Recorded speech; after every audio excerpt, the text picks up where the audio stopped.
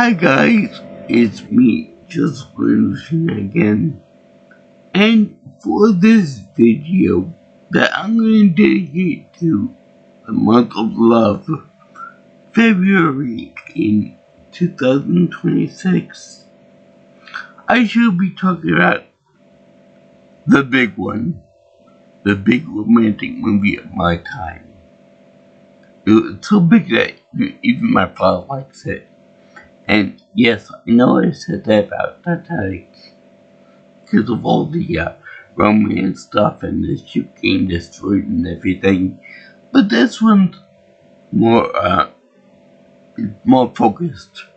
It's smaller scale, and it's much more about romance and about ghosts and letting go and progress. And it's so big that I have the DVD here, as well as the VHS tape. Yeah, this is a big one from 1990, and I think it came several years before Titanic. So yeah, so this is a big one from my childhood, and from my father's adulthood as well.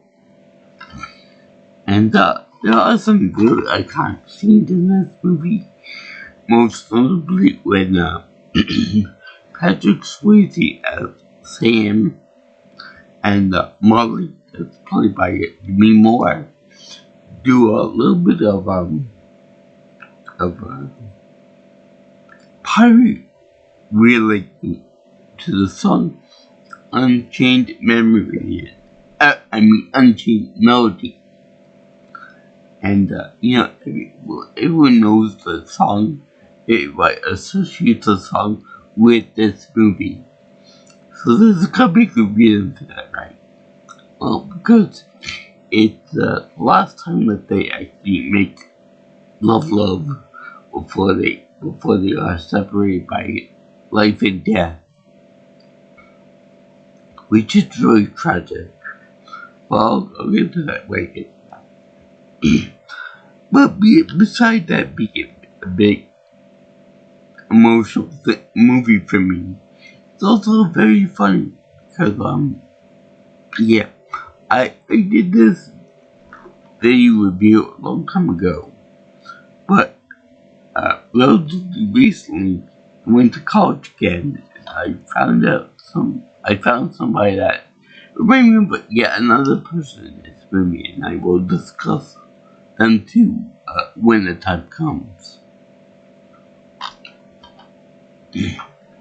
But yeah, before I get into this, that part with the Unchained Memory, memories again, Unchained Melody song, the Lonely Girl and that type of lyricing, they have they spoke that on Family Guy, as well as the other part with the shadow creatures / demons in the later part of this movie. But yeah, that's pretty funny too. And it can also put in a good Casper reference in it too, as well. So, okay, you see, the pirate scene is so iconic that they even put it in the end of this movie too, in the picture in the back of the case. So now, let me begin by saying that Patrick Swayze was a very big star, and in this movie is even more special because of what happened to him in the last couple of years, in which he died of I forgot what kind of cancer he had, but he died of cancer, which is very similar to my own mother. So, this movie is kind of emotional for that reason alone, and the journey up to heaven mirrors what I think possibly happened to my mother. I mean, my mother was a saint, don't get me wrong on that, but whether she went to heaven or whether she just went as visit, since it's up to you guys to decide. I like to think that she went to heaven, as well as all my other loved ones that have passed on from this mortal coil. But it's really funny because remember how I said that I had a friend in college that reminded me of somebody in the movie. Yeah, Patrick Swayze reminded me so much of my friend Paul from college, in which was a nice guy too. And it so happened that one of his ex-girlfriends was a Chinese girl by the name of Sam. So that's kind of funny actually. And when I told him that he reminded me of Patrick Swayze, both in the face and the build, he said, "Yo, I never got that before." So that's really funny, to me at least. I mean, it's not funny for what happened in the movie and what happened to real Patrick Swayze, but it's really hilarious. I could see him, I could see him being the bouncer guy from Roadhouse. That's how much my friend Paul was into combat and wrestling too. He was big into wrestling too. So that was actually really funny. But anyway, it showed that Sam, as well as Molly, worked for a bank, as well as a mutual friend, Carl, played by Tony Goldwyn. Now, I've seen Tony in other stuff too, but there is no way on earth, on heaven or earth or hell or in the fireplace below, that he can ever top his role in this movie. It's that perfect for him. I mean, I'm sure he's a nice guy and everything, but there's no way he can top the iconic stature of his role as Carl in this movie. It's that fun. So, anyway, turns out that Mr. Carl is into drugs, but not in the form like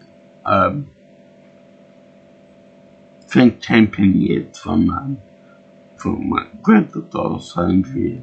He's actually more into laundering money, and in particular, $4 million worth. And so we find out that he's into legal dealing like that. And when Tim finds out about this, he's gotta be like off. So he gets his friend Will Lopez to be kind of like a hitman for him, and then he pays him to kill off Sam, which he does, but not before a little bit of together time between Sam and Molly.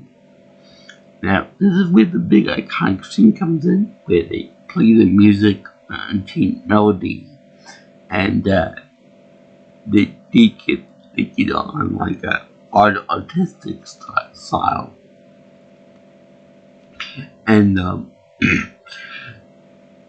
it's actually kind of funny that when she's doing the pie wheel, right before it gets ruined by Sam's touching in his hands and whatnot, it actually reminds me of a long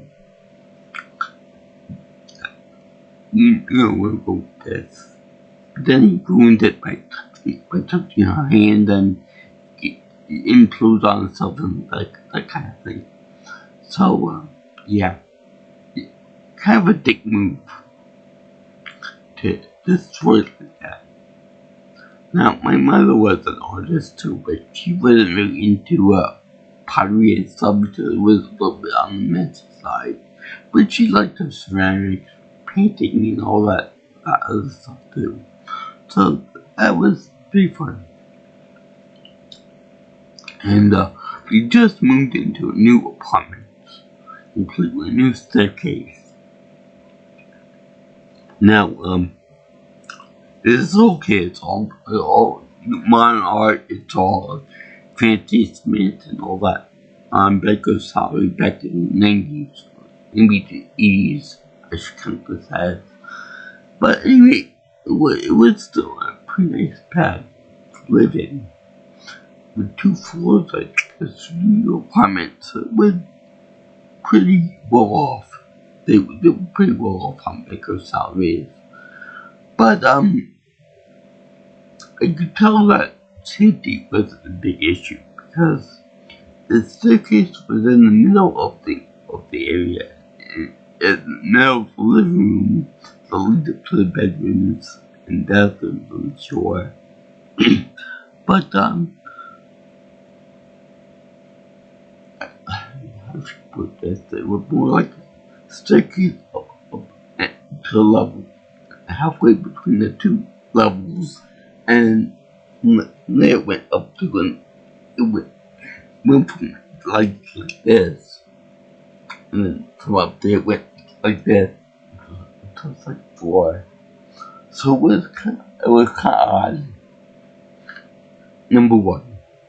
Number 2, there was no feet guardrails on it. There were no handrails on it whatsoever. So Sam could easily just fall off the edge of the staircase, just like that. We're gonna even have to shoot him in the back or wherever, shot him. He would just literally push the guy over, and that would be it. The end of him.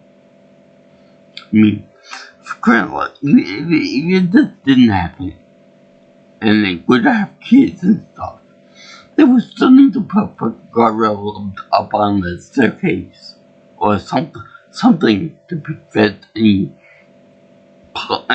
fatalities from any staircase incidents. I would like to see that be a move in the Mortal Kombat franchise. Fatality by staircase. That would have been funny. That would have been funny. Could just imagine Goro or somebody else pushing something down the stairs in this house, in this apartment building. So anyway, Carl hires Willie to kill the guy off afterwards.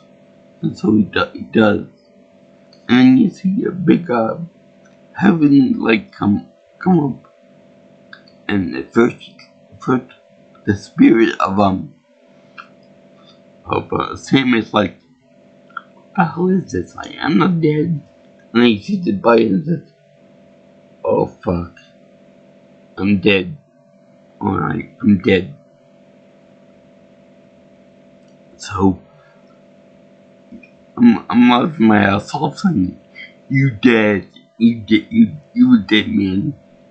So meanwhile, Marley ends up taking his body to try to revive him in the hospital. Unfortunately, we know from seeing the heavenly light that God is saying, come to me, bring it on, come to me. Look, he shuts the light until later on in the movie. And this next part is so damn funny, to me at least, and to anyone who else like black humor or dark humor like that. Because let's see here,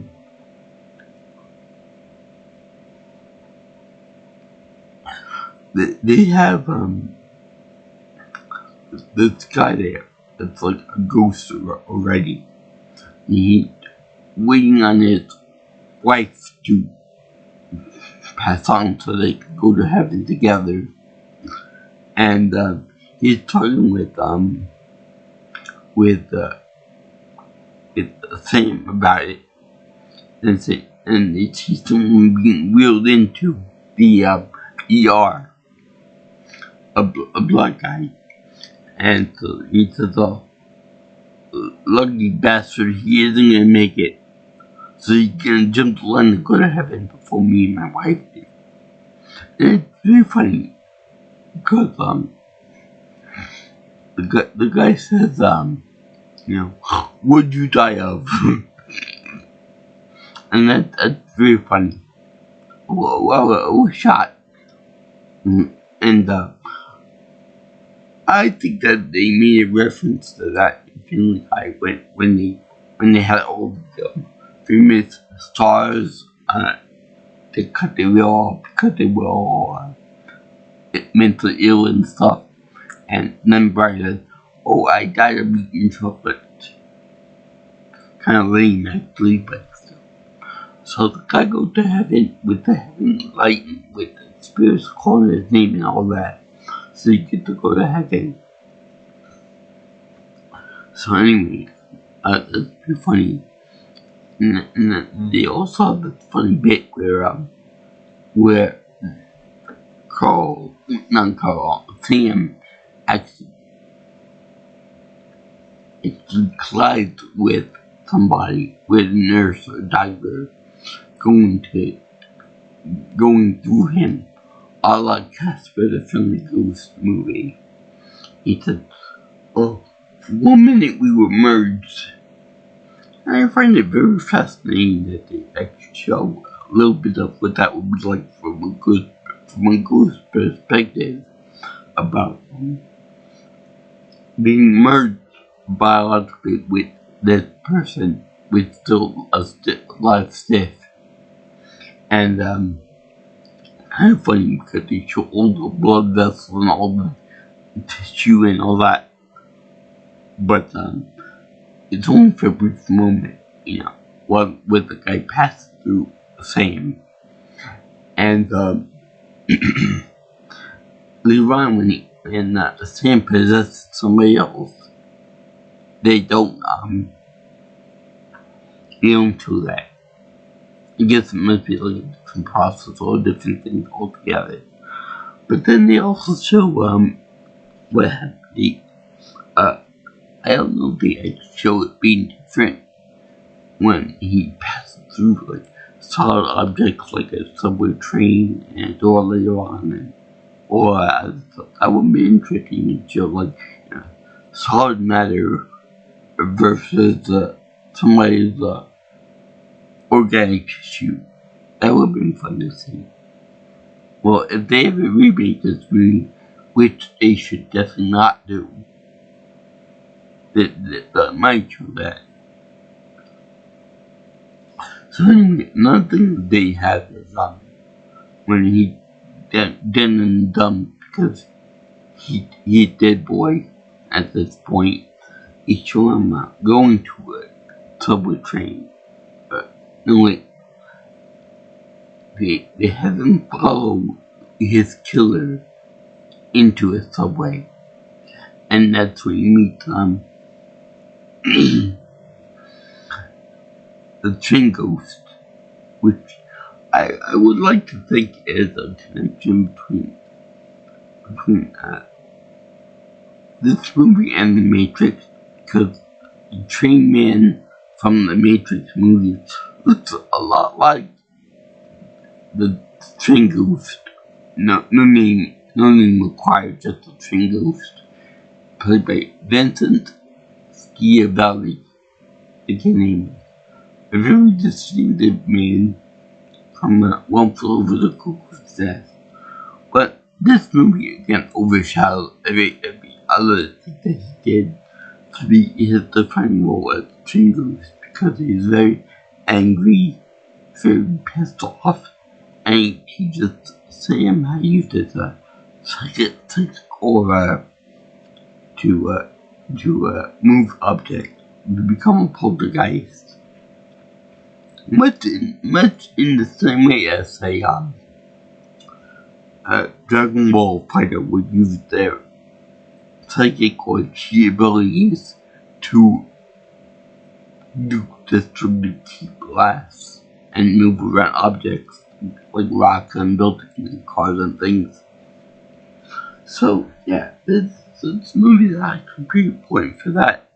If only they applied that logic to say Dragon Ball Evolution, in that case, the movie wouldn't be so awful, or I should say, comic awful. But yeah, they have this guy there who's very belligerent with the guy who was saying who just trying to find his way.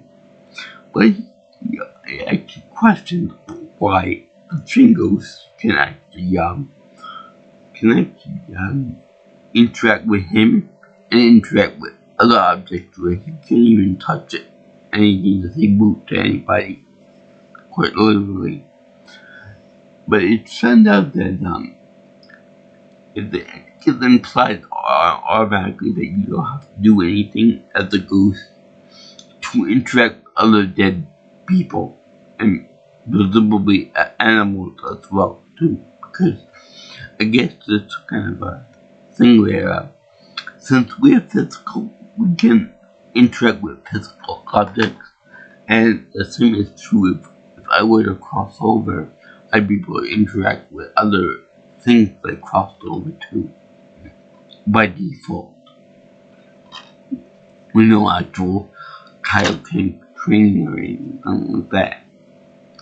So anyway, it turns out to be a friendly ghost toward Sam later on. But for right now, he's an asshole. And yeah.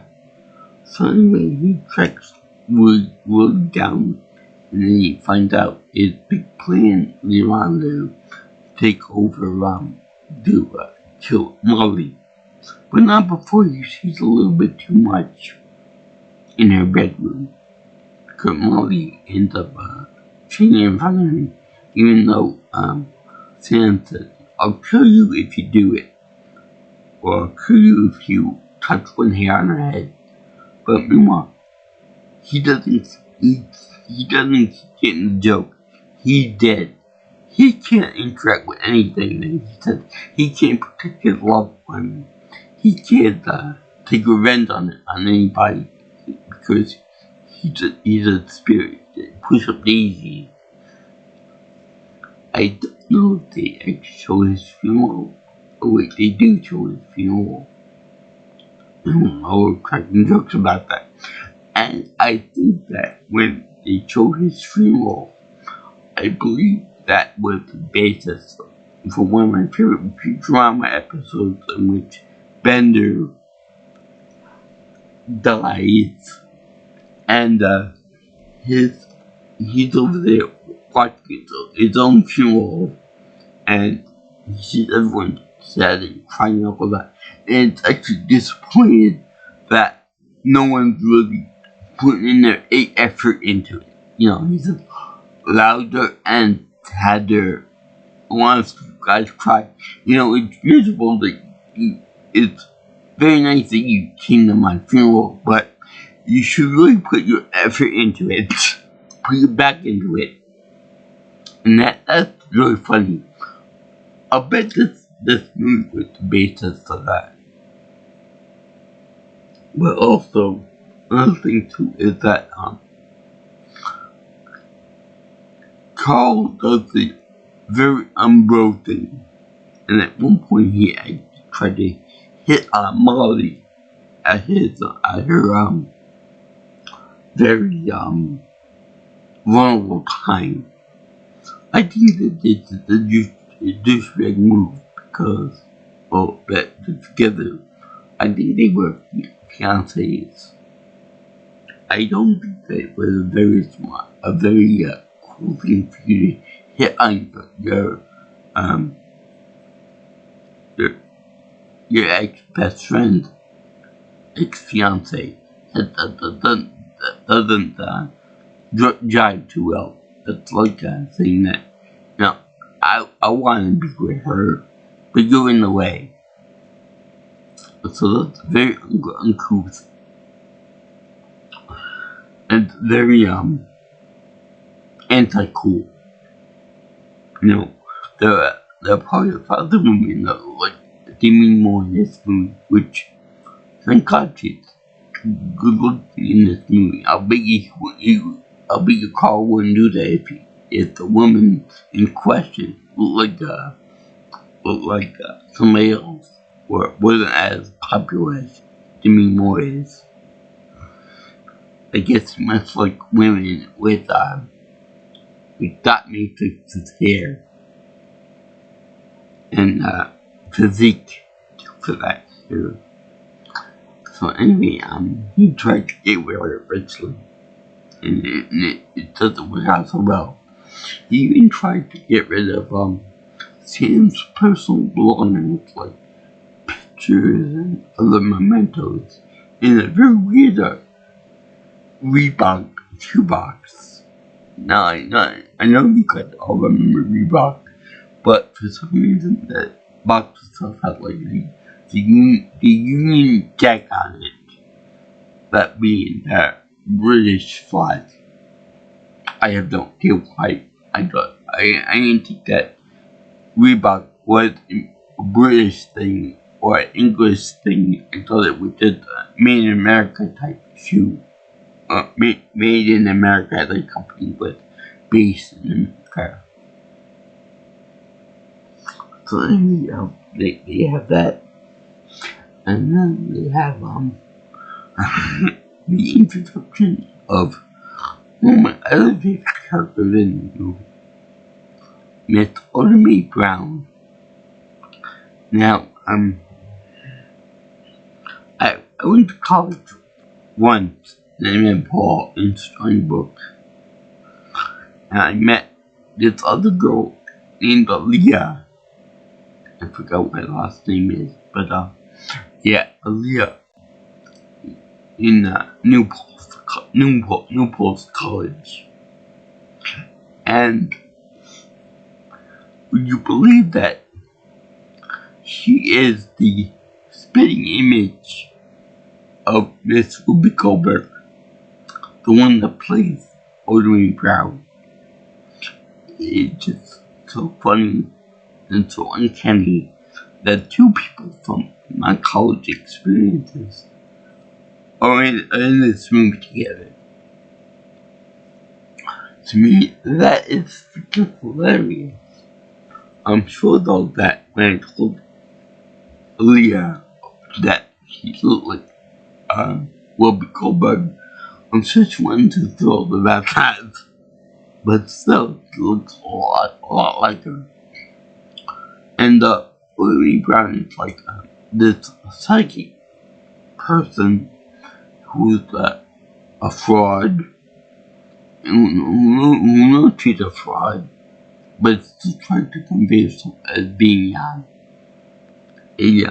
good person, trying to help out the destitute, the people who lost others who can communicate with the dead, kind of like Teresa,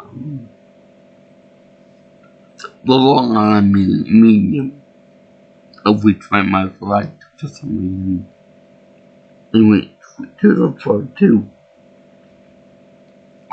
And what's really funny is that when Sam goes to her for help in this type of situation, it's all living dead thing, communication wise, he goes over to her and he said one of her little pretend seances, one of her clients. And it's very funny because he's like, he sees through all of her tricks. And he says that, I can't believe you're doing that. He does the old trick in the book and all of that stuff. She's like doing her shtick about, I can see your dead loved ones and all of I see dead people and all of stuff like that. Help by his sisters. And it's so funny because whenever he makes a snide remark, her face says, "Who's that? Who's there? What's the matter with this?" And quit bugging me all of itself. So it's like, of all the years that you've been doing this, now is the time to finally see a dead person in reality. That doesn't make sense, you know. You would think that if you've been doing this 20 years at least, or 10 years or so, you think you would see at least somebody, you know. I think she said that her family had the gift of talking to dead people, etc. But she only experienced it one time, and then afterwards, after this guy, you know, gives her the this guy does like the virgin touch there that you can see people now for the first time and such, and they won't leave her alone. She becomes a conduit by which to really see dead people, and it's really hilarious.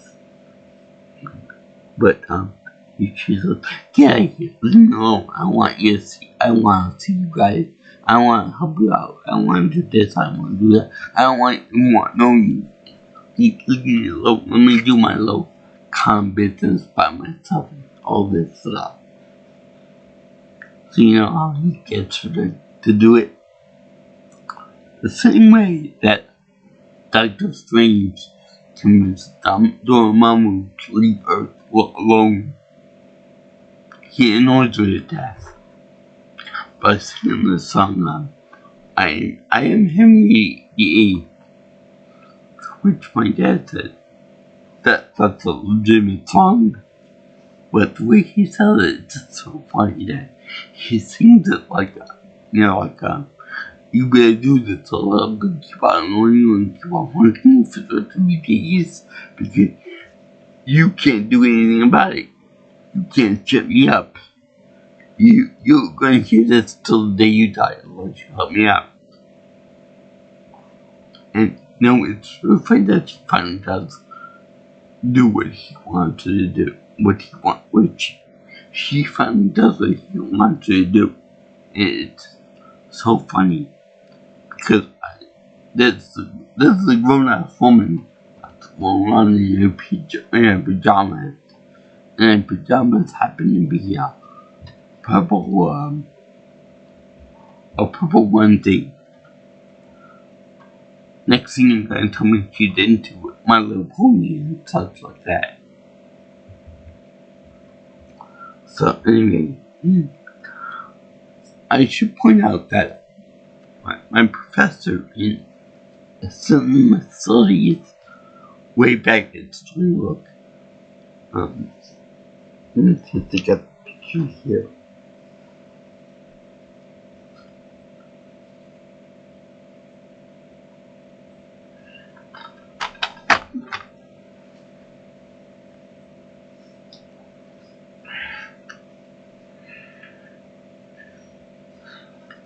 Okay, now,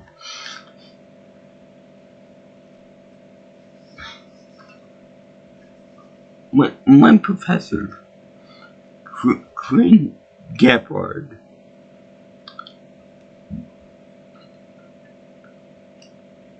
wrote a book on how Hollywood uses stereotypes about black people in cinema.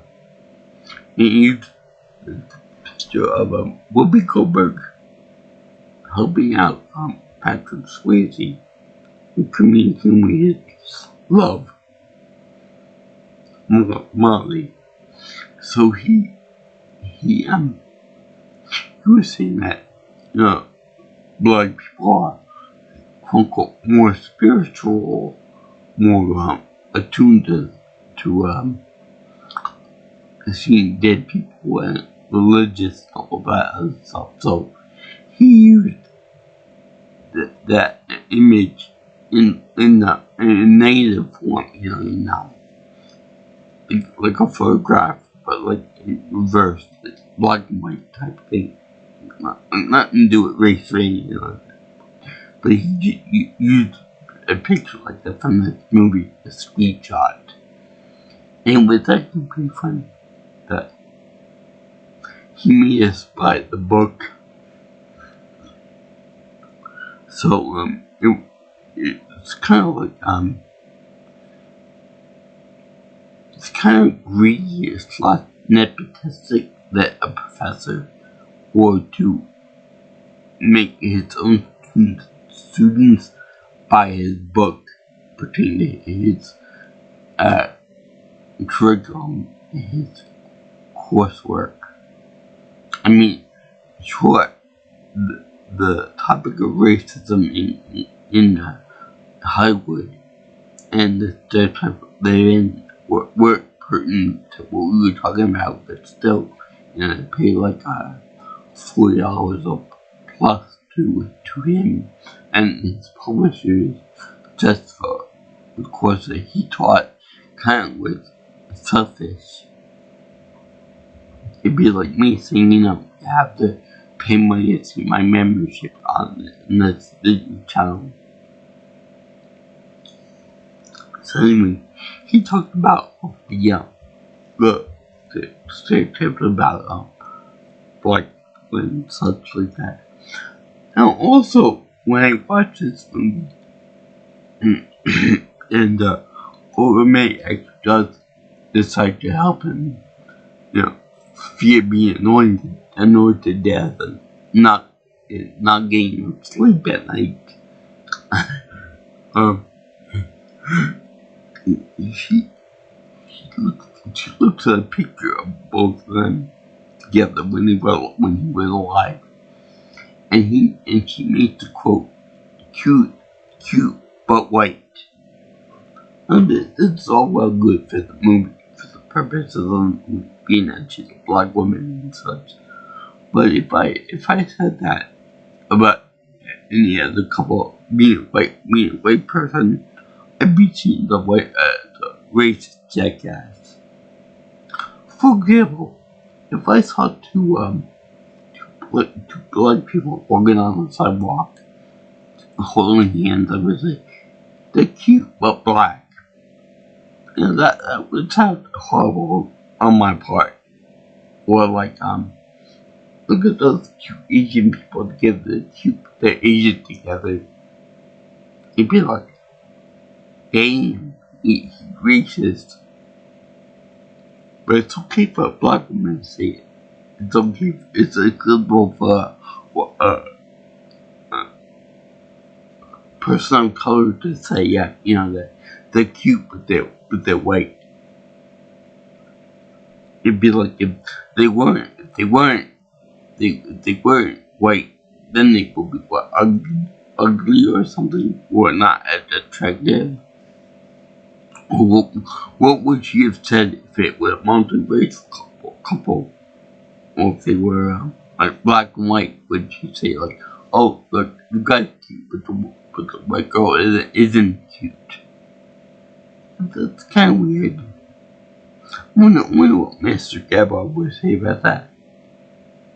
There's also the idea that being the heavenly lights that envelop the good people in this universe or this movie are seen as good in the white and light white, spiritual white and all that.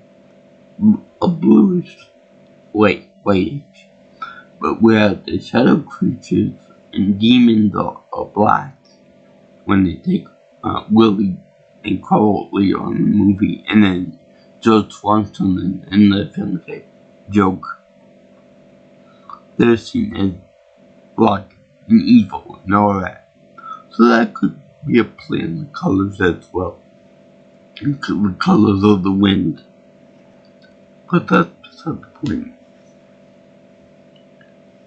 So, anyway, they have, each of this, and then one main Brown decided to help him out. He ends up going to the bank on his behalf and withdrawing $4 million. I don't know what $4 million is in 1990 money nowadays, like with inflation and stuff, but I would say that somewhere in the neighborhood of like $40 million. Like, it'd be chunk change for someone like Trump or someone like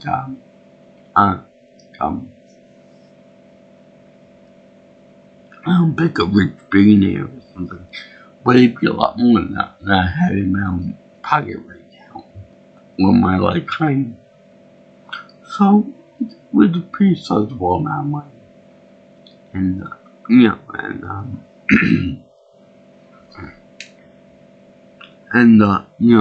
was still pretty penny for anyone to worry about.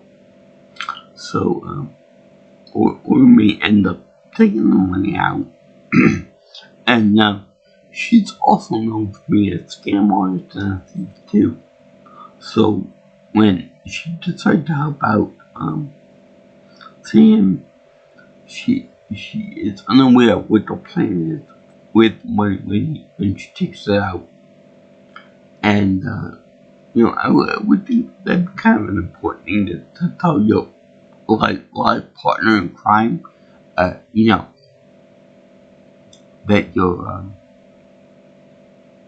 That you're gonna donate the money to a bunch of nuns across the street, and she's actually really freaking out because she doesn't want to give away that money because she wants to buy a house with it, a boat, or something, maybe the stock market or something with that money. And who could blame her? So he gets the money, and during that meeting, in the last possible second, Mommy ends up seeing them take the money. Not saying, not the ghost of saying, because he's riding the ground right now. But who May is taking the money and running literally to see the nun, which I don't believe it is. This movie came before or after the Sister Act movie, but could be a good influence on that. Which, let me just say that the nuns that do the charity work for St. Joseph's, and one of my cousins is actually a professor for St. Joseph's College. I don't know if it's the same one or different, but it's coincidental that they got a seat named after me and a college named after me. So anyway, they showed that Carl is pissed off and got a little bit funny, go bye-bye, and he's supposed to deliver that money to somebody important, otherwise he'll become dead. And he sends Will to get her for it, to explain what's what, and give him the money to give to Carl. And I originally thought that Willie Lopez would be like a redeemable bad guy, I'm doing this for my family, or I'm doing it to pay off some bills or creditors or something like that. But no, just straight evil. Like the stereotype of the evil Latin person or whatever. Maybe that's where Trump got his whole idea about rapists and pedophiles and all this. They're gonna kill you for your money and they're gonna kill you and all this stuff. Maybe he got that idea from this movie. So anyway, he sends Will to get her, and he's played by Vic Avelius, if I'm not that right. And he goes over to a little psych shop, tries to get her out, doesn't get outside. Meanwhile, then the name Sam goes to the Jingles again to try to master the power of a poltergeist to be able to move objects and defend his family and friends. Because Willie's a very dangerous person, so it's called Carl. He wants to know how he can defend both of them. Because when you're dead, all your physical strength means nothing. You gotta do Kamehameha and move some objects around and spook them to death. So, after he tried to get him off his precious train from the Matrix, from Limbo, the Jingles ends up now use its power. All of its emotions, all of its love, hate, and anger has to be channeled through the pig's stomach to say, boom, boom, you're moving, or I'm gonna kick a can or something. And he eventually does it. Now, I don't know if when he teaches Sam how to do this stuff, he ends up moving on to the other life, because he got unfinished business or whatever. But for some reason, he never appears again in the movie, and he goes back to being a dickhead for Sam. I don't know whether that's just because of his memory loss or because of something else, but he ends up completely forgetting that he was helping this dude out for like 5 minutes ago, and then he ends up becoming a total freak again towards Sam. Maybe you guys clarify why he went from being a nice guy to help him out and stuff to being a complete angry monster again. But anyway, he helps him out, slowly at first, but then he ends up getting into it more. And he tried to help out with the little Willie problem. And when after Oldman gets chased into someone else's apartment, it's very funny because Sam goes to warn Oldman about Will coming over, kill her and stuff, and she's with his sisters watching, I don't know, a City Hall or something like that. He did have a show called Blink.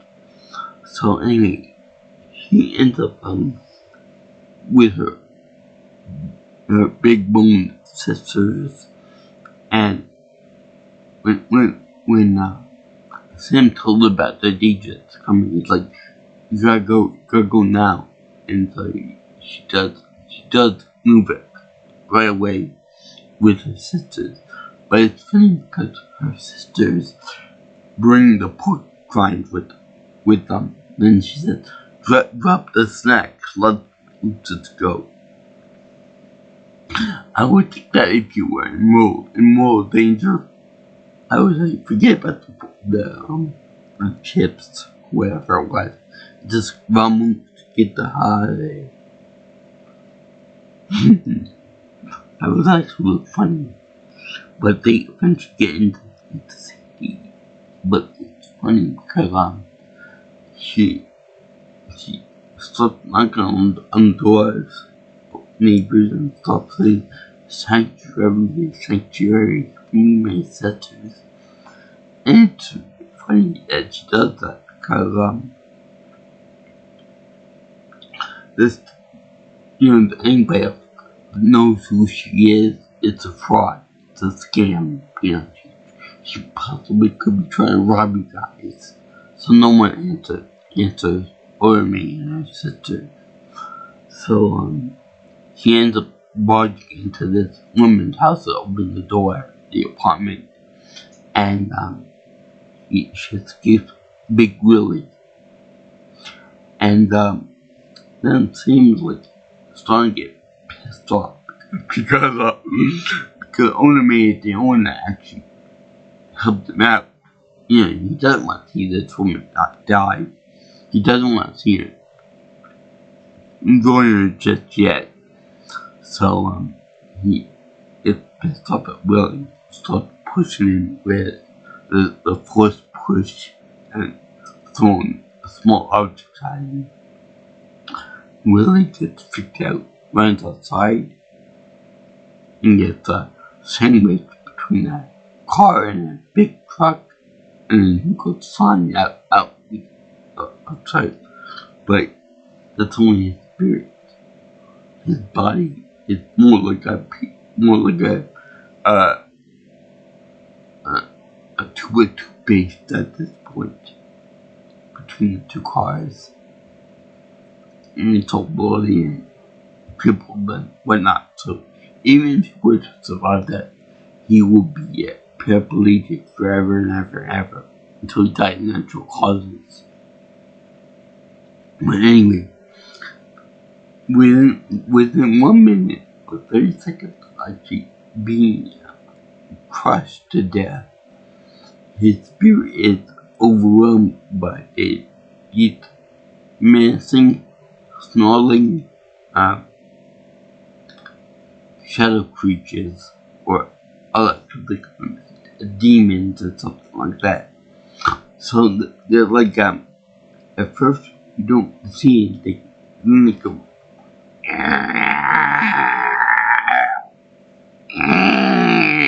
and it's a very good effect, because you get this horrifying dread to see where things are making noise. You don't know where it's come from, and nothing on them.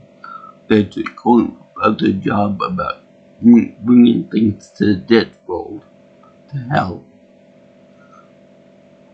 And you see them coming out of shadows of this random everyday objects, so they can come from theoretically anywhere. So they grab Willie's spirit, and he's struggling and all this stuff, and they grab by the neck and by the arms and everything, and then they drag him all the way back to the shadow place. And then afterwards, they're like, the shadows return back to normal, the piers, the upright stands for the above ground trains stay, the cars, the shadows stay, all that. It's really surreal. It's surreal because you see this like being dragged backwards and stuff. It's kind of creepy and weird. But again, the Family Guy parody with Joe Swanson.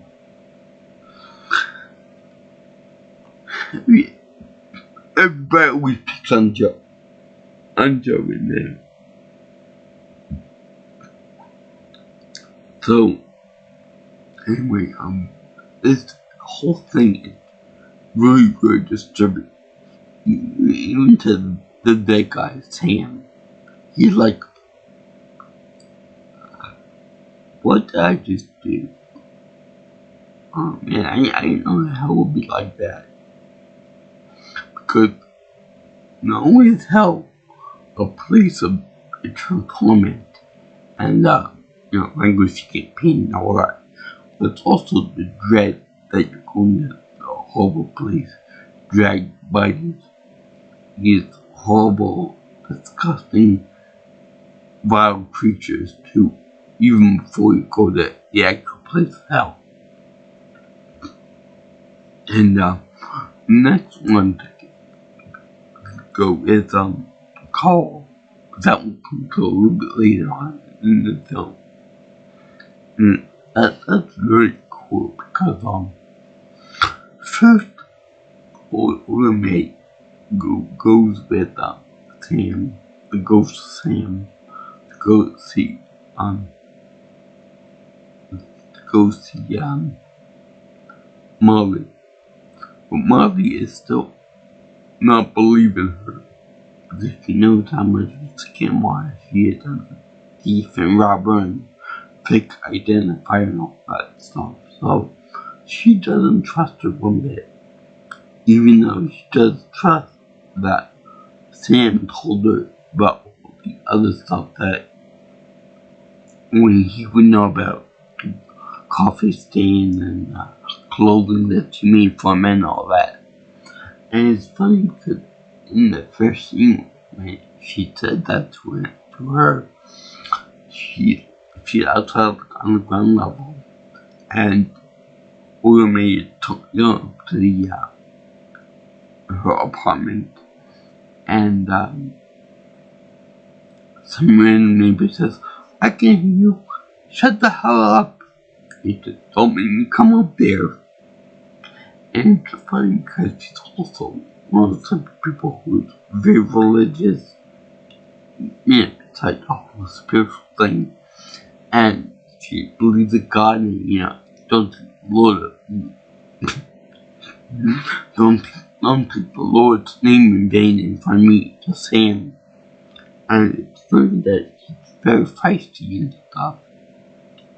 Even though she's a scam artist, she's a very devout scam artist. The best kind of scam artist. So anyway,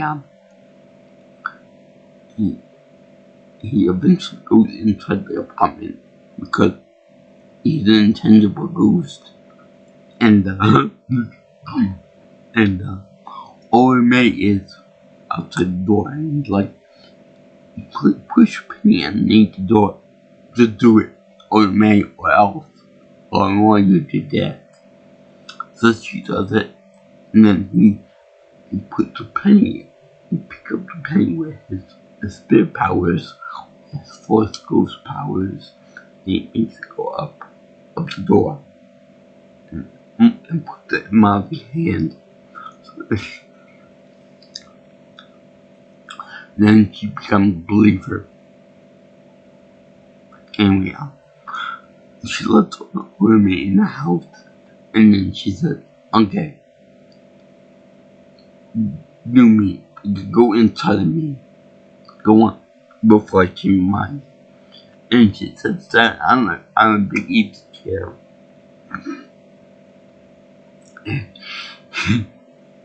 He possesses her. Now, it's actually funny because in the midpoint of the movie, I would say some other ghost guy goes inside of Old May, talk to his wife, or ex-wife, I should say. And it's very funny that when she does this, when the guy does this, he does it like as like a forced thing, like I don't know if that's possible, but I'm gonna do it anyway. So you're gonna take it like it. So now you talk to the woman and say, "Damn, what'd you do with your hair? Oh, do you like it? It's sunset orange." Like, and he also talked to her brother, I guess. So then she talks about his insurance policy to say that where is it? So by that logic alone, it's like the woman only married the guy because of the insurance policy or something. But anyway, that's the important point.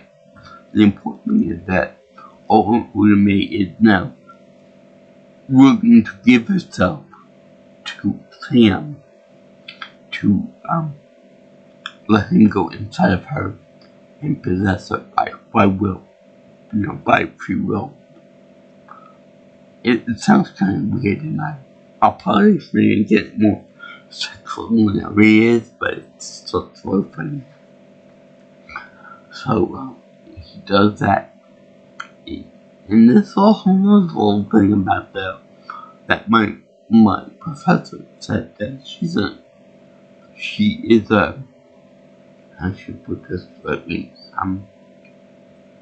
she's what's called a magical Negro in this movie, in that a black person only serves the purpose of helping the white person out. Case in point, this movie, or say the movie of The Legend of Bagger Vance, or you might even say Disney's live action Aladdin. Not the original animated movie, but in the other one it's more prominent because Will Smith plays Genie, and we all know that Will Smith is a black guy with a good flavor, by the way, as Chris Rock kind of hallway. But anyway, she's a magical Negro in this movie, and that's one reason why this movie is so hated by certain people. And yeah, but anyway, I find this funny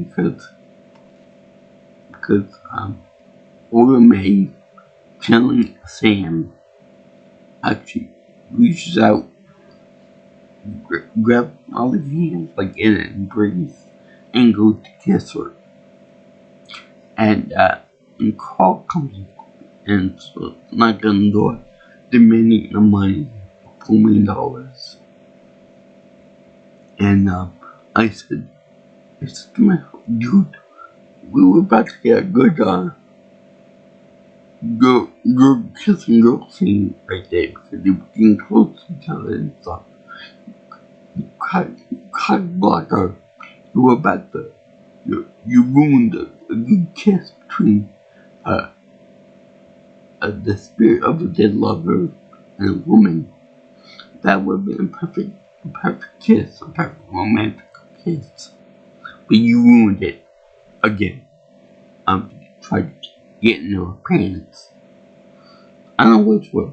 Want to kill the woman because you think she stole your money, or killing the other woman because you didn't get into her pants. So anyway, he wants to kill Ola May, and because two women are together, or not really together, but for the purpose of the movie, they're together, non-romantically, they're platonic friends. Anyway, they escape together at the fire escape and go to an abandoned building. And apparently there are no police in this world yet until the end of the movie. And what's the name? Carl ends up taking a pylon with him and tries to shoot either one of the women for the money. And he pins Ola May to the ground and is about to kill her. And where's my money? And then a very pissed off anti-Beetlejuice, they should say that, a Beetlejuice light comes in the form of Sam,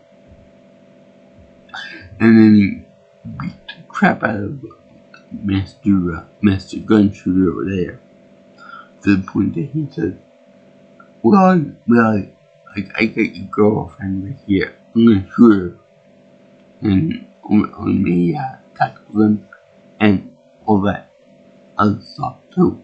But the thing I like about this is that because Sam can be seen by him, by Carl, he can do whatever he wants to him without fear damage to his own body or soul. So he takes one of those big giant cream lips and he swings it at where he thinks Sam will be. And first of all, I want to know why is the train live?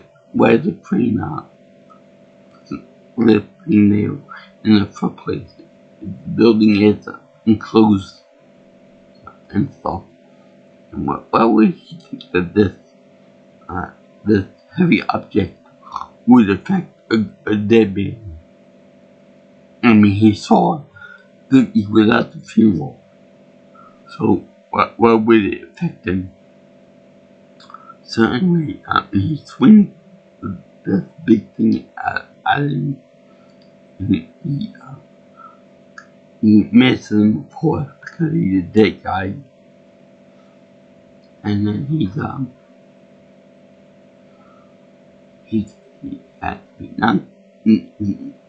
knocks out the window. And then the second time he misses him again, but he hits himself this time, and he pushes himself under the glass. So right at the moment I hit the windowsill, he ends up guillotining himself right in the midsection, thereby committing suicide by accident to prevent Sam from getting his hands dirty, if you will, quite literally in this case. So, it's quite fitting that he commits suicide, which is like a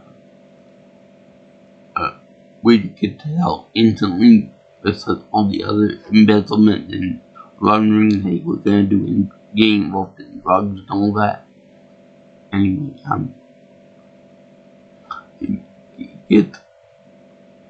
he said, Sam, there you are. And he said, too late for me, buddy. Too late. Can't do anything about it. You're already dead. And horror at his own dead body. And then we hear a very familiar sound. That, yeah. And then we see there, I think he did it with rotoscope. And they're quite nice what they do with it. Because they have the zombies or the weird shadow creatures come out and reach him and grab his throat and arms, and he's like, help me, Sam, help me. And you feel bad for the guy. I'm thinking about it, he's such a colossal douche and gets pulled back. Much like Big Willie did. And he ends up going straight to hell, where, like the shadow creatures, the portal to hell can exist anywhere in this world. Anywhere there's a shadow, anytime there's a darkness, that would be the portal to everlasting pain and suffering for the wicked.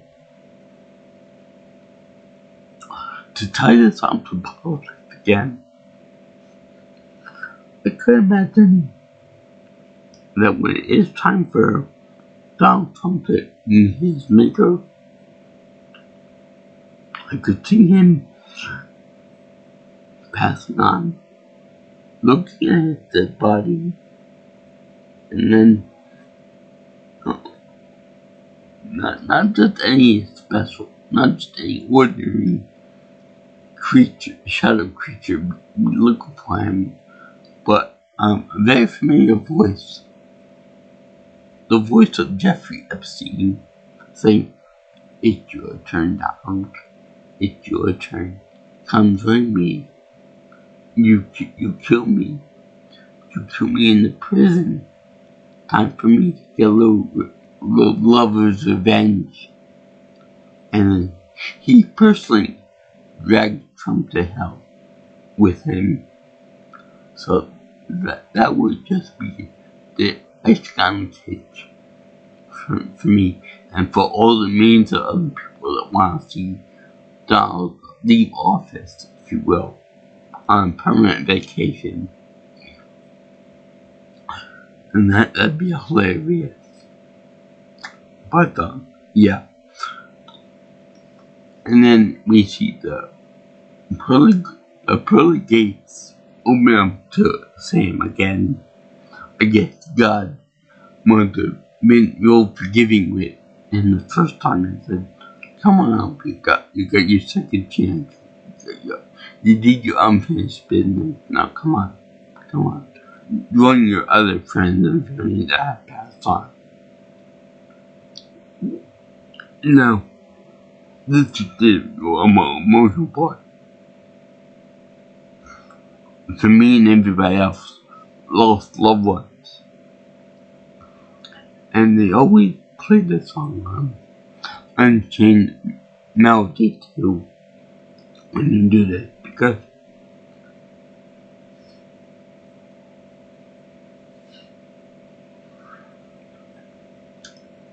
it shows that Molly and older May can't actually see the departed, and they can see Sam or in his heavenly light.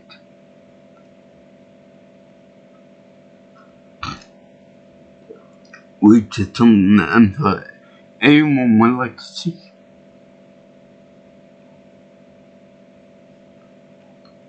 Everyone would like to see and touch and hear their loved ones together. So it's really hard for them.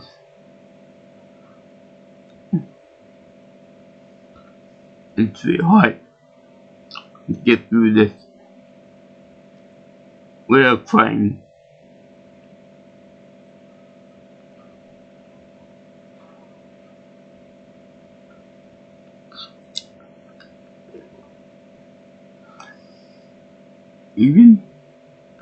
Even my so-called father let loose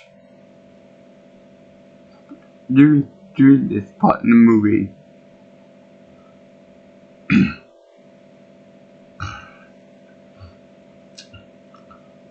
When he thought of my mother and his mother before her, and I'm sure other people too, they loved and were front with, many of whom died of drugs in the city. Anyway, one thing I want to point out is that when people die and they go to heaven in this movie, they can take their sweet time, they can coffee on the way, they can do everything to take their sweet ass time with it. And they don't show the whole pool of heaven being like a zone of white light. They just show heaven being up for them, like an interdimensional type thing. But when someone goes to hell, it's horrific, it's terrifying, it's instant, and it's whenever the demons get their asses there, then take the person. There is no wait time, there is no heavenly music, just death and hurry up. And when you go to heaven, you get to experience a whole bunch of stuff. You can say goodbye to your loved ones.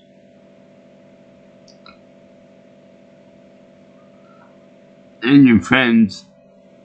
And you get some nice good music right before you meet. Like the same music that you made before you meet love. And you possibly got to go pregnant. And I believe that this is within 1 month of the person dying of that event happening. So they was very much in love with each other. And it was very nice for them to actually show that he still wanted to protect her even after he died. And that was actually really touching. And that was it. It was really nice that Older May, even though she was far and all that, was able to he would like the able to help her out, and vice versa. And I'm sure that he probably put in a good word with the Lord for her. Anyway, this is a cool movie. I highly recommend you see this movie for those who love and lost people. This is especially difficult for what my family went through, as well as the fans and lovers of Patrick Swayze himself. For anyone that likes cinema, and for anyone that likes romance movies, I highly recommend this movie. And this movie is very well made.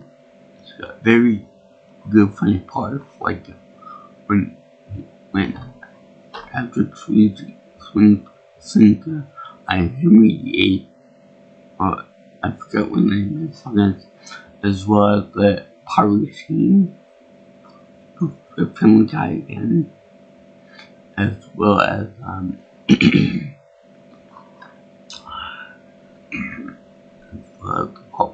Willie dying and such, as well as the hospital scene with the already dead guy, and the Fingers too. And I highly recommend you see this if you are lovers of this type of stuff. And I don't believe that they show anybody naked in this movie. We just took a thing so it could be viewed by more people that way.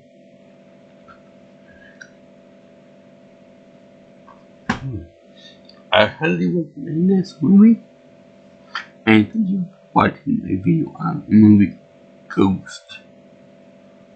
It was very fun, very romantic, very heartbreaking, and it's got a very interesting way we look at heaven and hell and the afterlife. I think that maybe the Tringles, they go to heaven for helping out Sam, and other things come. That's a family goes more like a poltergeist.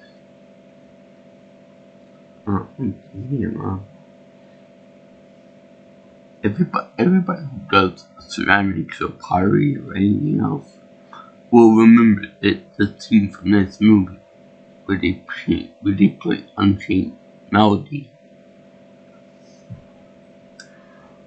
And thank you for watching my video on Ghost. I did this a couple years ago. Well, I'm redoing it again for my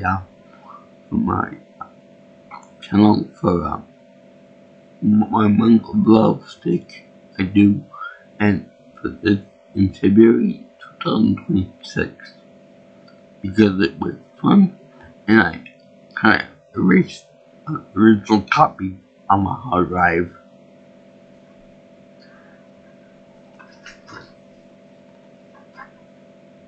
As such, I give this movie my half piece silver pole because it's a good movie.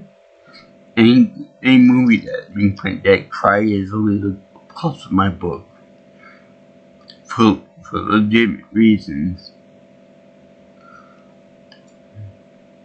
Because what he said, he's not made a salt of stone together.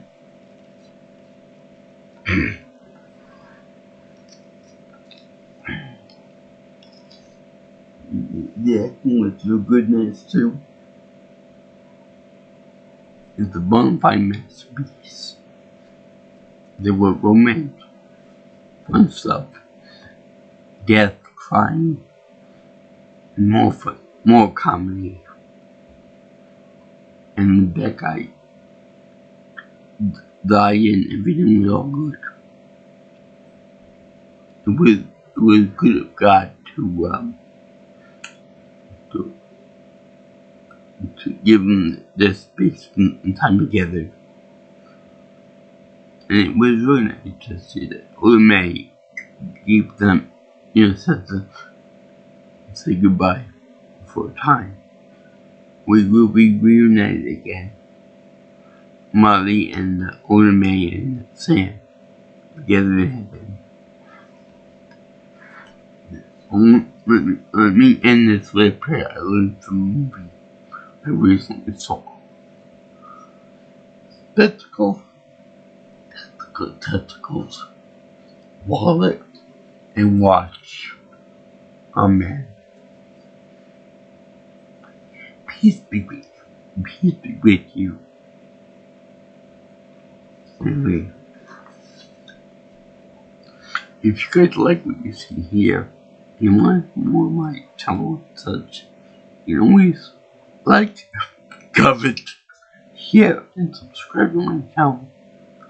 You can also contact me for future information on future videos by calling me or texting me at 631-707-3707, or you can follow me on Twitter or X for a call that at P. Nelson Pro. You can hit my email up at jjsviewingchannel@gmail.com. So, as all you guys like comedy, romance, movies about the life, and anything else, anybody lost lovers or whatnot, loved ones or family and friends, and such like that, and just need a good movie to make you cry. A good cry, like my dad says. Anyway, peace out, my brothers and sisters. I'll see you in the next video. All you girls and guys in internet land. Sayonara, arrivederci, and tally ho.